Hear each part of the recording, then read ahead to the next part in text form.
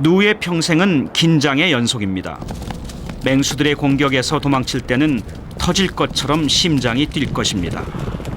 초원에서 휴식을 취할 때는 누의 심장도 평온을 되찾을 것입니다. 주어진 삶을 무사히 마칠 수 있다면 누의 심장은 평생 몇 번이나 뛸까요? 학자들에 따르면 약 15억 번 정도 뛴다고 합니다.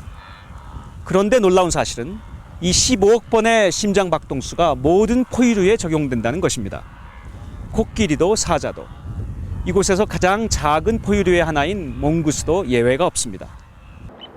왜 모든 포유류는 일생 동안 심장이 뛰는 횟수가 15억 번으로 똑같은 걸까요? 우리는 마침 힌트를 줄 만한 특별한 팀을 만났습니다. 케냐의 야생동물을 관찰하고 보호하는 국립야생동물보호국. 오늘은 야생동물의 검진일입니다.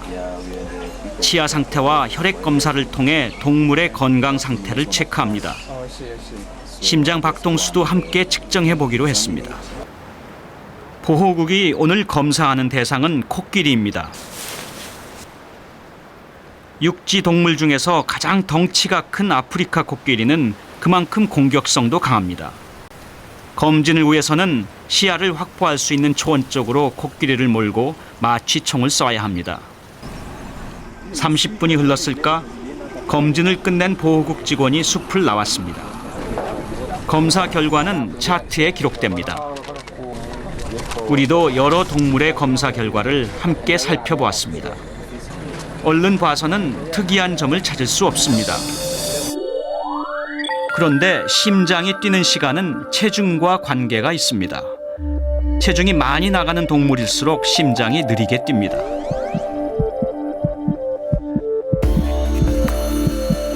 몸집이 작은 임팔라의 경우 심장은 1분에 150회 정도 뜁니다.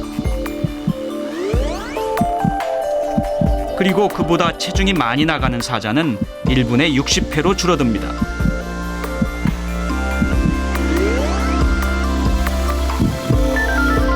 가장 몸집이 큰 코끼리는 1분에 30번 정도 심장이 뜁니다. 2초에 한 번 꼴입니다. 이처럼 큰 동물일수록 심장은 왜 느리게 뛸까요? 몸속의 심장을 들여다볼 필요가 있습니다. 심장에서 출발하는 피는 산소와 영양분을 싣고 혈관을 통해 몸 구석구석으로 전달됩니다. 목적지는 세포입니다. 세포는 혈액을 통해 공급받은 에너지로 주어진 생명 활동을 수행합니다. 그런데 세포는 동물의 종에 관계없이 그 크기가 대부분 비슷합니다. 코끼리의 세포, 사자의 세포, 그리고 쥐의 세포에 이르기까지 크기에 큰 차이가 없습니다.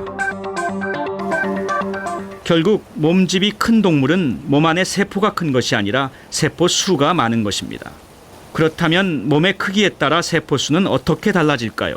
身長が2倍になったとしますね。それで身長も2倍、胸の幅も2倍で、こっちの幅も2倍と全く同じ大きさな形をしてるんだけれども、長さだけ2倍になったんですね。そうすると体の重さっていうのは体積に比例するから、縦横高さかけるか 2×2×2 で8倍になるんです。ということは細胞の大きさ同じだから細胞の数も8倍ある。 쥐를 정육면체 상자로 바꿔서 생각해 봅시다. 이 상자에 담기는 세포도 하나라고 가정합니다.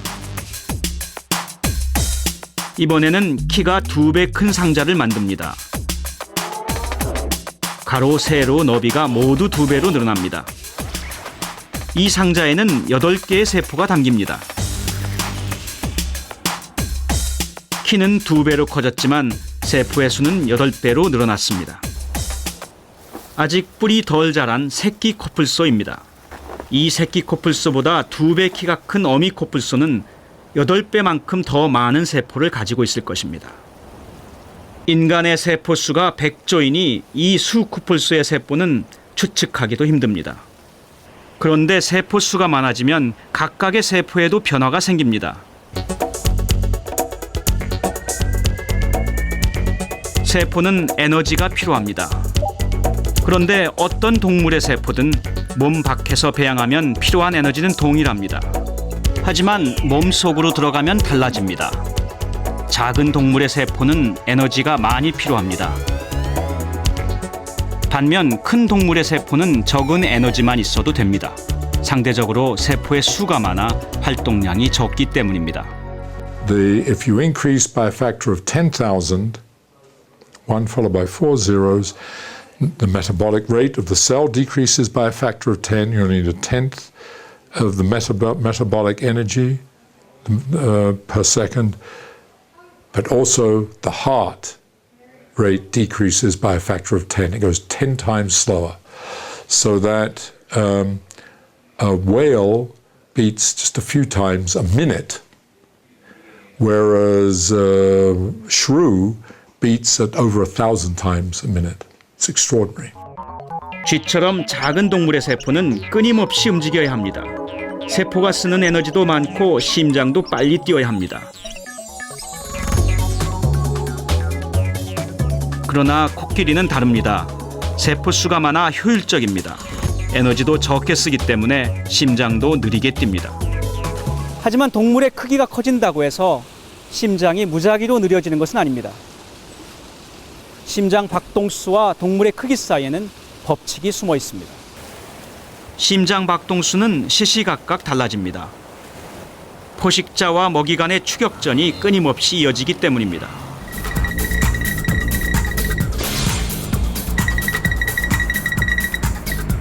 전속력으로 달리는 치타의 심박수는 250회까지 치솟기도 합니다.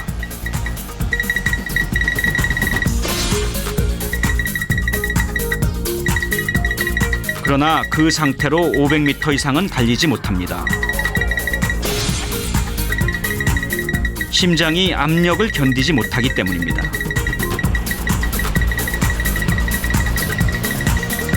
사냥은 하루나 이틀에 한 번꼴입니다. 뜨거운 태양을 피해 치타는 하루의 대부분을 그늘 밑에서 보냅니다.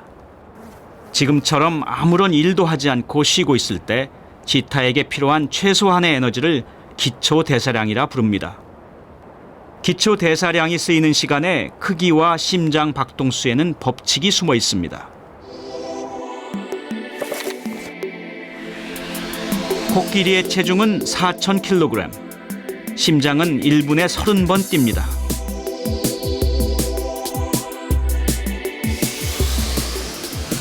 숫사자의 심박수는 60, 체중은 200kg입니다.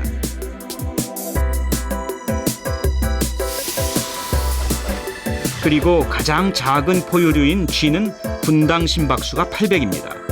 몸무게는 25g 정도입니다. 그런데 모든 포유류의 심박수는 크기에 맞춰 일정한 비율을 가집니다. 한 줄로 그을 수 있을 정도로 규칙적입니다. 코끼리나 누, 톰슨 가젤 모두 독특한 자신만의 삶의 방식으로 살아갑니다. 하지만 이들의 체중에 따라 결정되는 심박수는 보이지 않는 법칙의 지배를 받고 있습니다. 1泊の時間が実は体重の4分の1乗に比例する。4分の1の比例するっていうのは体重が10倍になると時間が約2倍長くなるってことです。でこれがゾウからネズミまでみんな成り立つってわけ。